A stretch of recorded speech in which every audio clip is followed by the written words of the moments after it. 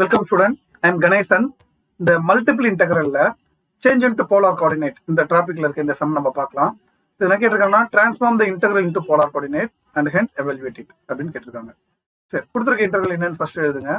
Integral 0 to a integral 0 to root of a square minus x square root of x square plus y square dy dx அப்படின்னு கொடுத்திருக்காங்க. சரி, so change into polar coordinate la first given limit நம்ம எழுதிடலாம். என்ன limit கொடுத்திருக்காங்கன்னு பாருங்க, x limit and y limit. இப்போ இந்த லிமிட்ல x இருக்கிறதுனால இது y ஓட லிமிட். ஸோ y ஓட லிமிட் வந்து 0 to root of a square minus x square. அப்போ ஆப்வியஸ்லி இது வந்து x ஓட லிமிட் 0 to a. சரி, கொடுத்திருக்க லிமிட்டை வச்சு அந்த டயக்ராமை நம்ம ஐடென்டிஃபை பண்ணணும். இப்போ இதில் பார்த்தீங்கன்னா y equal to root of a square minus x square, squaring on both side, y square equal to a square minus x square. அப்போ x square கொண்டு வந்தீங்கன்னா x square plus y square equal to a square. இது ஒரு circle. அதனால இந்த பார்த்தோம் நம்ம circle identify பண்ணியாச்சு. அப்போ y ஆக்சஸ் x ஆக்சஸ் வரைஞ்சி அதுல ஒரு சர்க்கிள் டயக்ராம் வரைஞ்சிருங்க.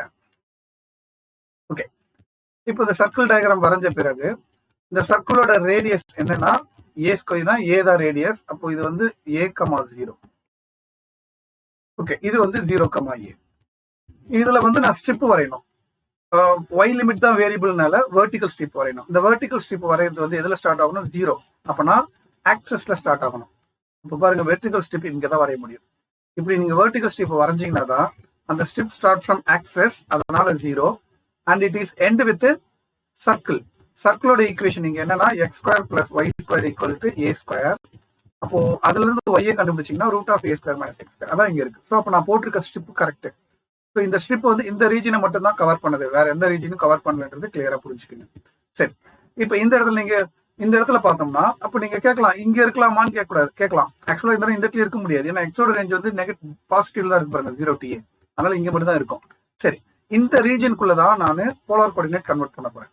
ஸோ அதை போலார் கோஆர்டினேட் கன்வெர்ட் பண்றதுக்கு எக்ஸுக்கு எக்ஸ் வந்து r cos தீட்டா, y வந்து r sin தீட்டா, அதுல இருந்து dx dy is equal to r into dr d theta அப்படின்றது எழுதியாச்சு. சரி, அப்போ அடுத்தது நம்ம என்ன பண்ணணும், r and theta லிமிட் கண்டுபிடிக்கணும். சரிங்களா? சரி, r க்கும் தீட்டாக்கும் லிமிட் கண்டுபிடிக்கிறதுக்கு அந்த லிமிட் எழுதுவோம். So limit r theta.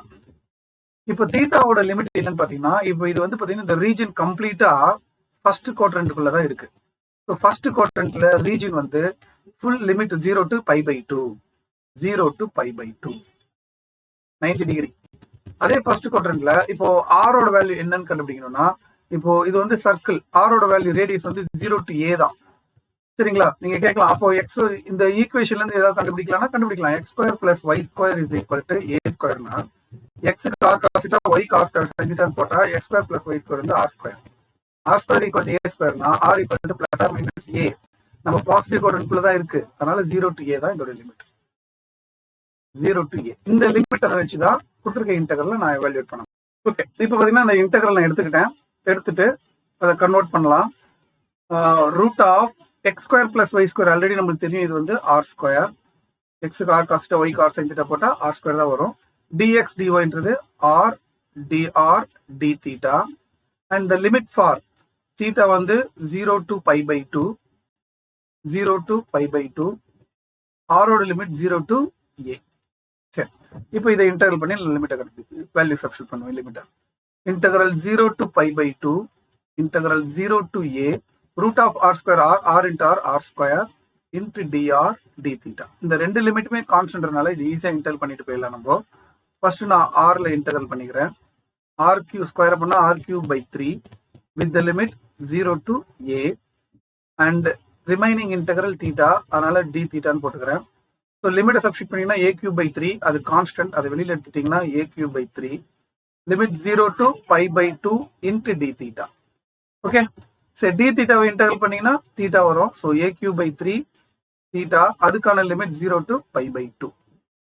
So a3/3 லிமிட்டை சப்ஸ்டிட் பண்ணீங்கன்னா π/2, லோயர் லிமிட் வந்து 0, அது போட தேவையில்லை. ஸோ ஆன்சர் வந்து πa3/6. இதுதான் இந்த சம்மோட ஆன்சர். அவ்வளோதான்.